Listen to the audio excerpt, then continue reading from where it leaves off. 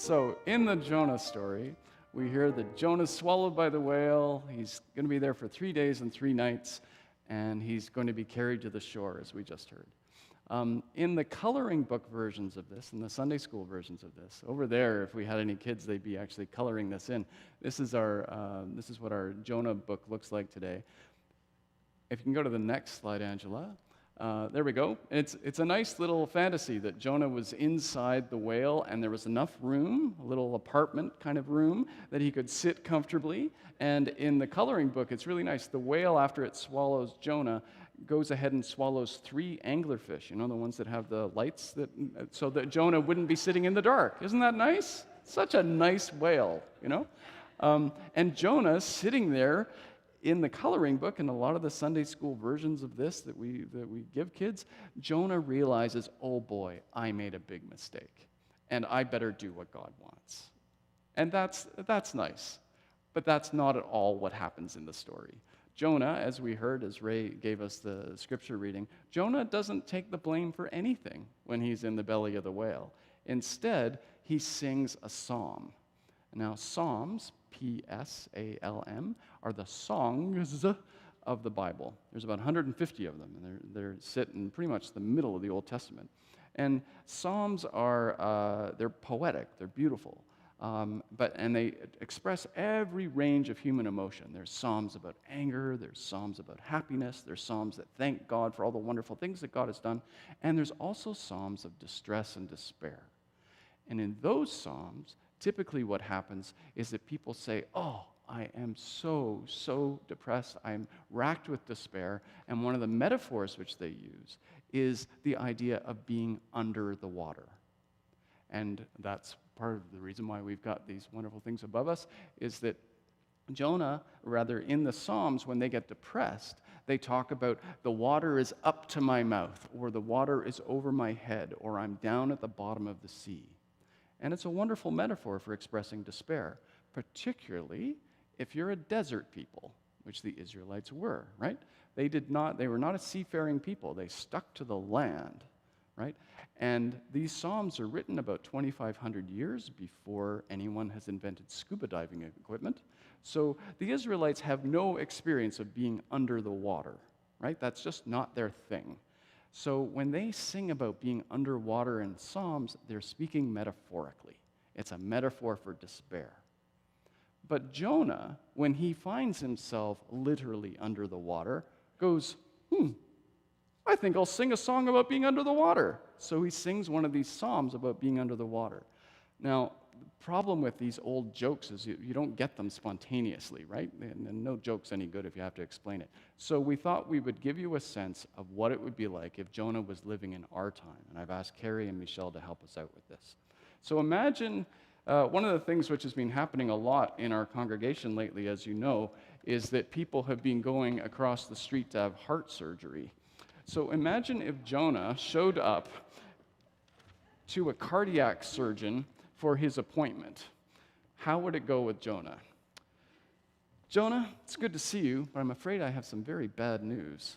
There's a blockage in your heart, and we have to fix that. And I want to do it next week. Do you understand?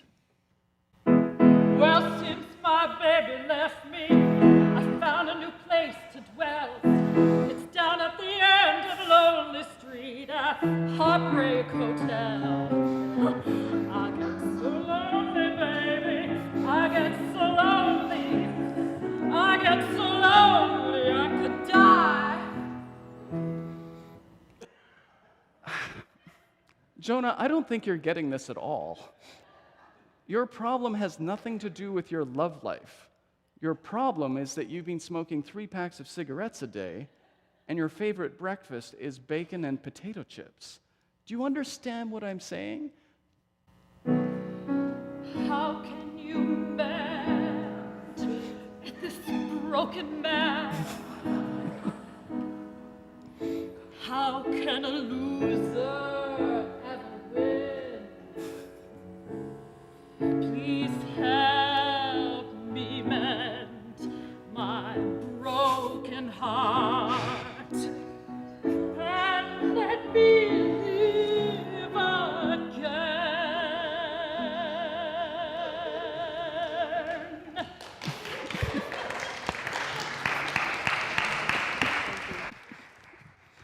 Thanks, guys. So you see the problem. Jonah is completely missing the point of what's happening to him. He's being a complete literalist, and he's doing that because he's a first-class egotist, right? Egotists are the kind of people who go, this is happening to me. It must be all about me. And I want what's good for me, so everybody else wants what's good for me. So when Jonah gets into this problem, once he's inside this gross, slick, gooey whale, he doesn't go, oh man, what did I do wrong? God, most of us would just start bargaining with God, right? Oh, what do I have to do to get out of here? What did I do wrong? Whatever I did wrong, I'm sorry, just get me out of here safely. Jonah doesn't go there. Jonah says, I'm here in this place of disgusting distress. Please, God, come to my rescue. Take me back to Jerusalem. I'm a good Israelite. Just take me back to Jerusalem, and I will be back at the temple praying the way I was before. He's the kind of egotist who just warps reality around himself so that whatever's happening serves him. God has nothing better to do than to come rescue Jonah. At no point does it occur to him to apologize and say, this mess is something I created. He's like our heart patient who just goes, what's the best alibi I can have here? And he just starts singing a song about, well, I'm under the sea, so there must be songs that are from under the sea. So he starts singing them. Well, we've all been there, right? We're all born with egos, and there's nothing wrong with having an ego, right? The ego is like your personal gyroscope. It keeps you situated in life, right?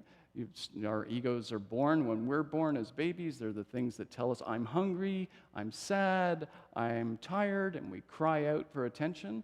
That's perfectly okay. It's important to be noticed. The babies who don't get noticed die. So egos are one of those things which help you survive. And as we get older, our egos are the things which allow us to put our hands up in class and say, wait a second, I didn't get the assignment. Or in our jobs to make sure that we actually fight for the promotions which are deserved by us. Egos are important, but egos can also have this funny capacity for deception and self-justificatory rationalization. Sure, I said I was going to rake the leaves, but you know what? Leaves are good for the lawn, so I decided to leave them there. I know I said I was going to put out the garbage, but we didn't have much garbage this week, and those maintenance workers work so hard, I didn't want them to strain their back with our garbage, so I decided we could just skip a week, right? We all done it, right? We just sort of justified the things which we've done because it's easier to do. It's easier to do it that way. We create a story around ourselves which will justify whatever mistake that we've made rather than admit that we've made a mistake.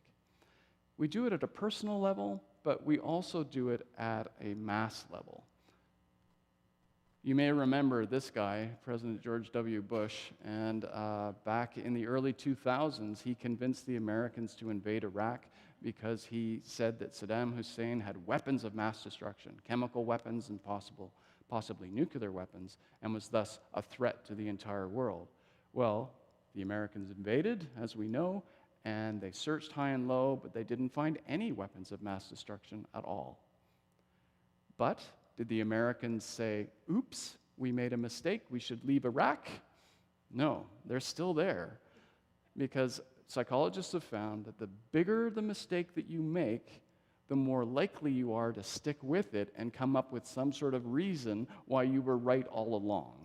So the Americans, they found in polls of the Republicans who had supported George W. Bush in the decision to go to Iraq, instead of saying, oops, maybe Bush doesn't know what he's talking about, or oops, the intelligence was wrong, they decided, actually, it was never about the weapons of mass destruction, it was about Saddam Hussein's ties to al-Qaeda and the people who brought down the two towers during 9/11.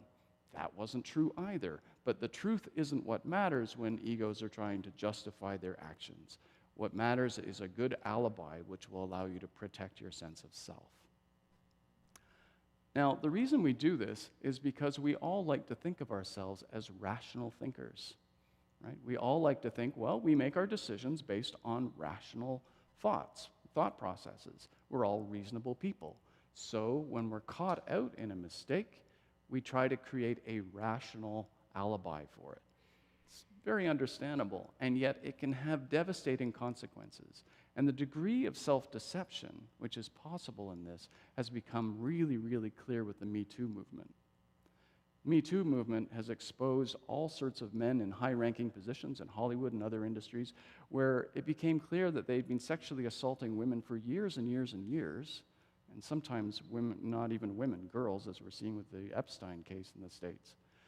And this is a situation where men in positions of power were able to tell themselves that the woman who was literally in their arms, face to face, wanted something that she desperately did not want. The degree of deception which human beings are capable of is truly impressive. So what do you do? How do we get around this? Since it's not just the monsters who can do this. It's not just presidents who have agendas, but it's also just regular people like us can fool ourselves into thinking that what we're doing is correct even when it isn't. So what do you do? Well, let's go back to our story. In the Jonah story, Jonah gets swallowed by the whale. He's in this disgusting, gross situation. He sings this pious aria to God. And then what happens? The text says, and then God told the whale to vomit Jonah onto the shore. Vomit, barf, upchuck, technicolor yawn. Choose the term that you like. It's actually in the Hebrew as vomit. So it's not like, in the song that we heard you guys sing, the tongue went out and Jonah walked out on the tongue. No, that's what it's about. He was literally thrown up. It's a punchline. It's like if you'd seen a minister give a pious sermon, holier than thou, and he walked across the stage and he slipped on a banana peel and landed on his keister. That's what's happening with Jonah. He's being barfed out because the story's saying, no.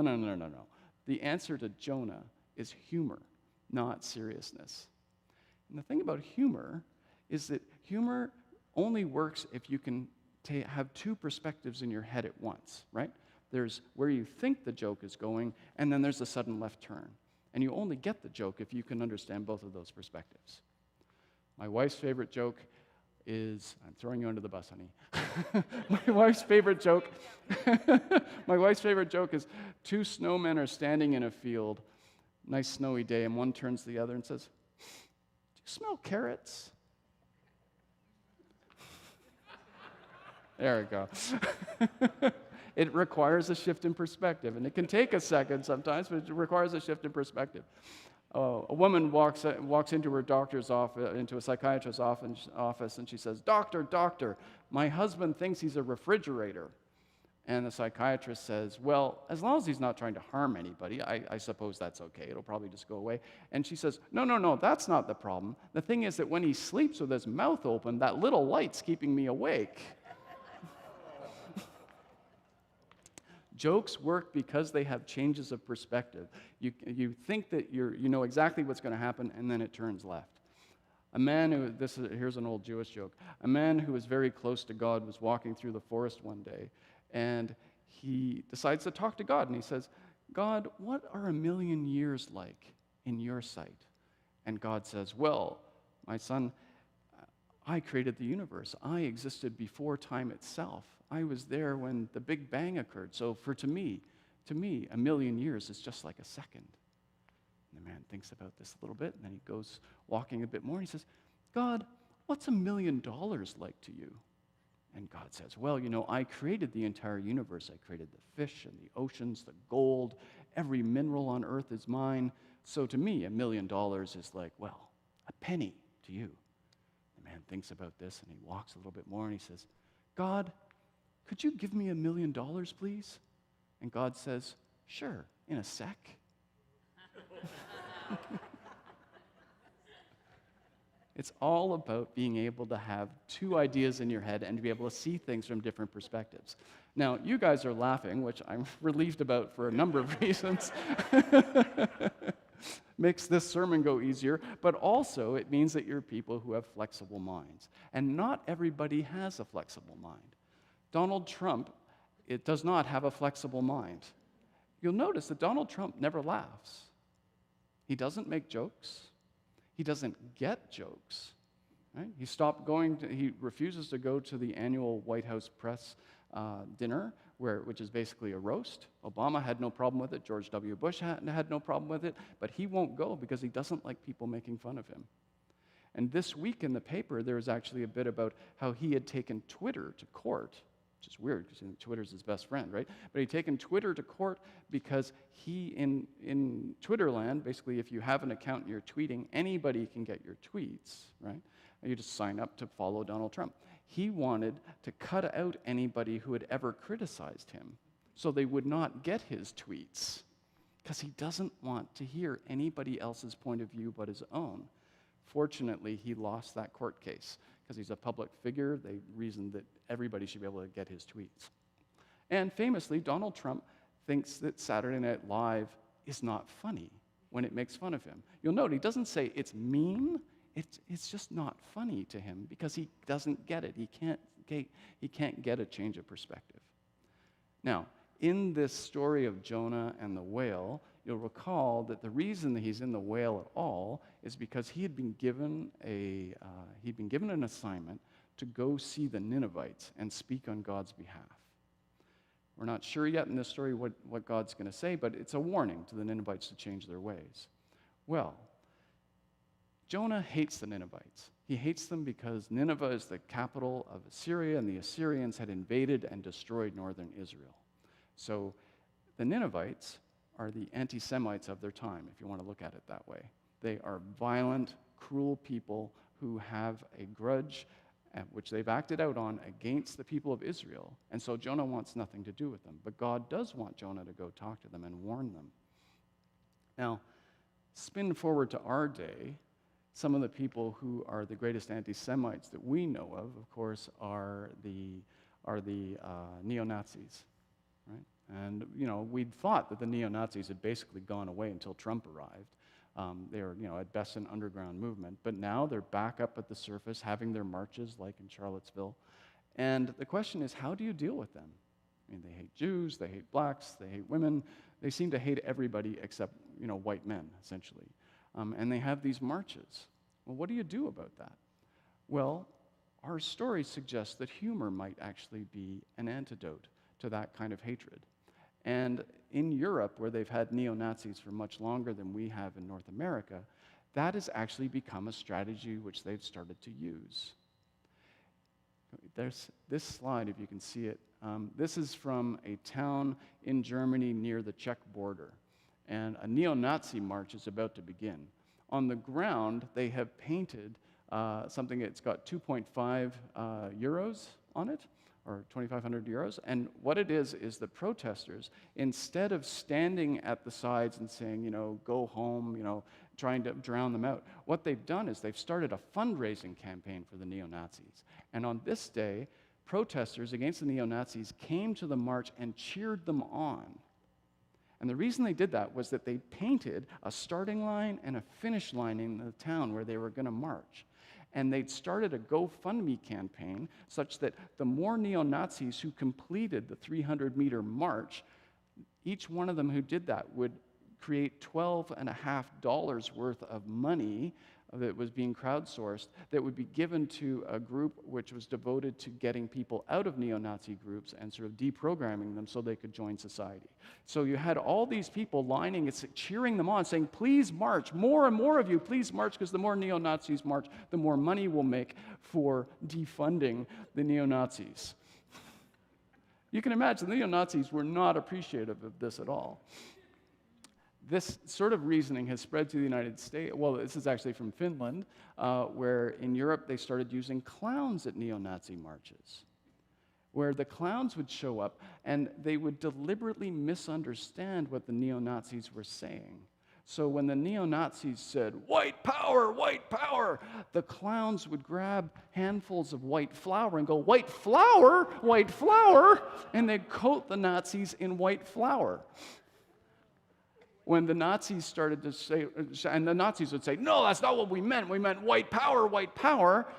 This is what happened in Oregon. The clowns got dressed up as brides and they held up signs saying, wife power. Apparently, this actually works. Neo-Nazis find this quite demoralizing.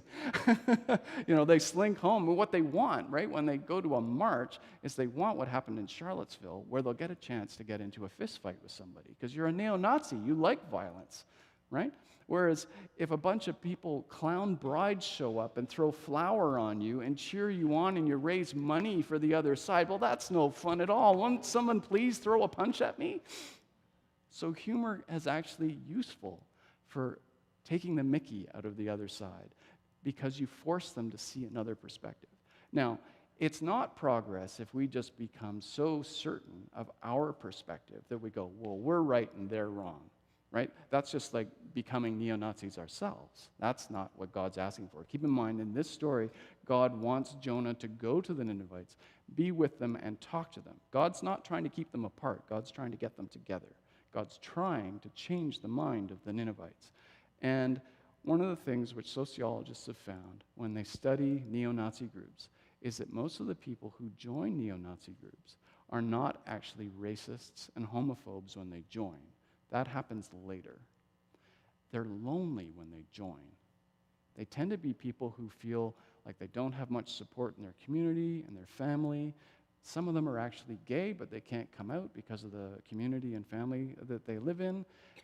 They're very lonely, but then people online find them and start up a conversation with them, which nobody else will do. And then they join these groups, and they find these people who are very, very flattering and are so happy that you're with them, and they slowly inculcate them into this radical extremist view. So we should keep in mind that humor is great, but it's not there just to make fun of people, but rather it's there to expand our minds so that we can have compassion for others. And that compassion means seeing beyond just their presenting position and really having compassion for the person underneath. Because as that funding campaign showed, you can actually change someone who has adopted values of extreme hatred. They are not lost causes. They are beloved children of God like everybody else, and they can be rescued too, but only through love, which is what we are called here each week to do. Amen.